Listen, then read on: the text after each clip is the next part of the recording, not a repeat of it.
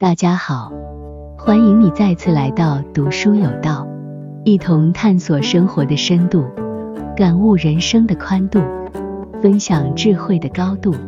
今天要跟大家分享的是，永远不要介入他人的因果，克制自己不去指点他人，是做人智慧的最高体现。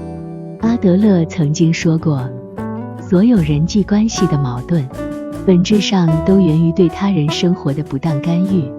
每个人都有自己的命运轨迹，当你插手别人的生活，你就改变了他们的预定轨迹。当你参与他们的因果关系，你也必须为他们的福祸负责。正如所言，人人皆有苦难，唯有自行超脱。避免轻易干预他人的生活，是做人自觉的最高境界。第一，不要轻易指点别人。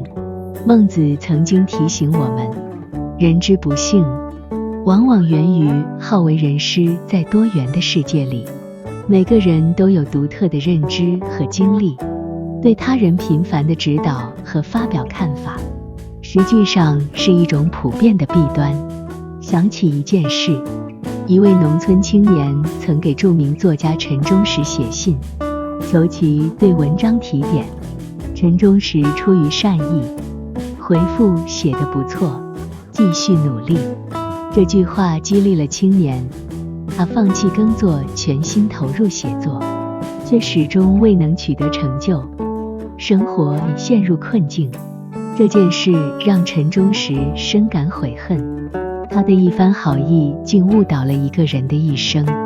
很多人习惯以过来人自居，看不惯他人的不同生活方式，便忍不住提出指导，但这种热心劝诫并不总是受到感激。《红楼梦》中的薛宝钗就是个例子，她常以善意批评他人，如劝林黛玉不读杂书，告诉贾宝玉应该专注学习等，但这些言论反而使她与大观园的其他人疏远。心理学家武志红指出，过度讲道理是世界上最无效的努力，过多的说教反而会引起反感，阻碍沟通。喜欢指导他人，本质上是自负和控制欲的表现，也可能是你的认知和经验并不比别人高尚或正确。不断地指点别人，只会推开他们，增加双方的距离。真正有修养的人，不会评判或指导他人的行为。成熟的成年人需要克制的，正是对指导他人的强烈欲望。第二，不要妄图改变别人。荣格曾经深刻指出，根本不要怀有改变他人的念头。我们应当像太阳那样，只是默默发出光和热。每个人对阳光的感受各不相同，有的人觉得刺眼，有的人觉得温暖，还有的人选择避开阳光。在人生的旅程中，我们往往都有想要改变他人的倾向，希望别人与我们同行，或纠正他们我们认为的错误。然而，并非所有的鱼都生活在同一片海洋，每个人都有自己的生活方式，试图让他人遵循我们的意愿生活，最终只会让我们自己筋疲力尽、精疲力竭。在《人间值得》一书中，作者恒子分享了她和丈夫的故事。她在27岁时，通过介绍认识了医生中村三雄，并迅速步入婚姻。然而，婚后恒子发现丈夫嗜酒如命，经常醉醺醺地回家。此外，他挥霍无度，家庭经济紧张。尽管恒子多次劝说，甚至以离婚威胁，但只能换来短暂的安宁。她渐渐意识到，越是试图改变丈夫，越激起他的反抗。在不断的争吵中，恒子的精神状态每况愈下。后来，她决定不再试图改变丈夫，而是把注意力转向自己。当她放下期望后，她意外地发现丈夫的优点。虽然他爱喝酒，但人品不错。虽然他花钱无度，但内心善良，乐于助人。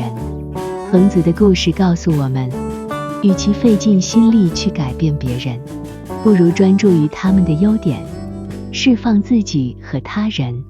德国哲学家康德也曾说，请接受每一个独立的灵魂，尽管你可能不认同他们，但尽量去理解人生就像一片旷野，而非固定轨道。每个人都有选择自己道路的权利。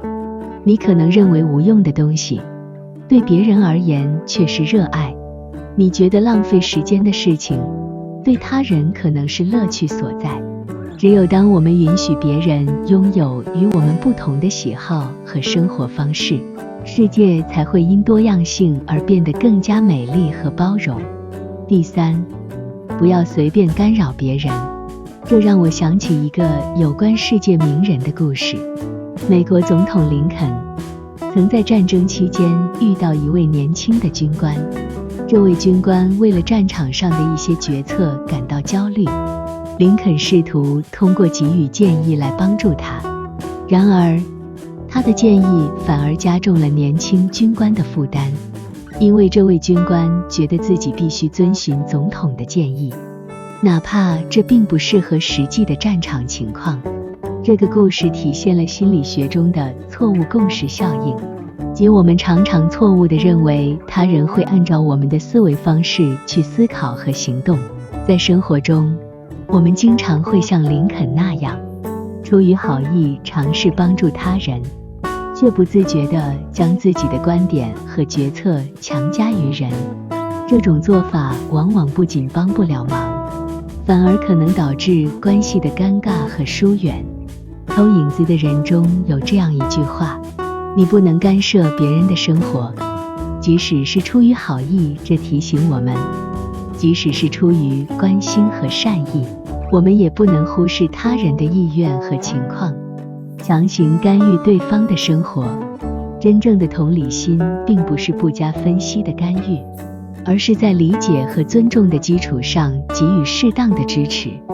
灌园记中有着同样的智慧，个人自扫门前雪，莫管他家瓦上霜。这句话告诉我们，每个人都有自己的生活要面对，我们无法成为别人生命中的救赎者。